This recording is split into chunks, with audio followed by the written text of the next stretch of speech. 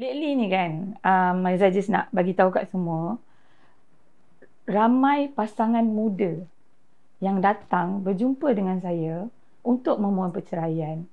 Pasangan muda ni, tempoh perkahwinan dia sependek, saya nak kata tempoh perkahwinan tu sependek sebulan berkahwin. Dan dah mohon cerai atas dasar tidak serasi. Jadi perkara-perkara ni lah yang agak memberikan terkadang tu sebagai saya sendiri sebagai pengamal undang-undang merasakan di mana salah dan silapnya institusi kekeluargaan yang ditubuhkan sekarang.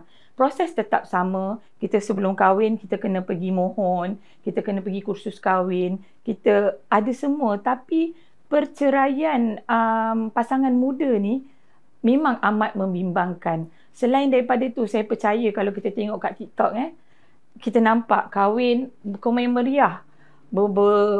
Habis viral satu Malaysia dia punya perkahwinan. Tapi kahwin tu tak sampai berapa bulan, dah cerai dan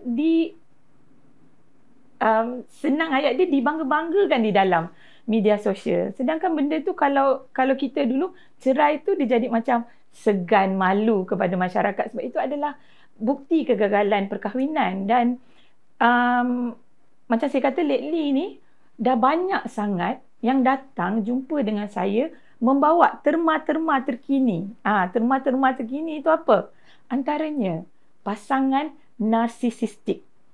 Pasangan narsisistik ni, kalau kita nak mendalam tentang apa sebenarnya maksud narsisistik ni, saya percaya ia tidaklah semudah seperti mana yang kebanyakan pasangan rasakan. Ya, sebab narsisistik ni adalah satu keadaan yang sangat besar sebenarnya. Tapi perkara tu yang banyak dibangkitkan kepada saya sekarang. Jadi bila mana wujudnya media sosial dengan perkembangan yang teknologi yang ada sekarang ni, benda tu macam seolah-olah membentuk satu pemikiran. Orang-orang yang berkahwin ni, dia mudah je. Pasangan saya narsisistik, saya nak minta cerai. Lepas tu dengan terma-terma terkini, antara lain dia apa? Anxiety. Saya anxiety, suami saya balik lambat kat rumah. So macam mana kita nak katakan bahawasanya yang terma-terma ini untuk pasangan-pasangan yang berkahwin ni perlu didalami lagi. Dan pada saya, kunci kepada semua perkara ni adalah komunikasi. Tolong jangan komunikasi dengan media sosial dan bukan berkomunikasi dengan pasangan. Komunikasi adalah dengan pasangan. Jangan Google, jangan cari dalam TikTok macam mana nak selesaikan masalah keluarga.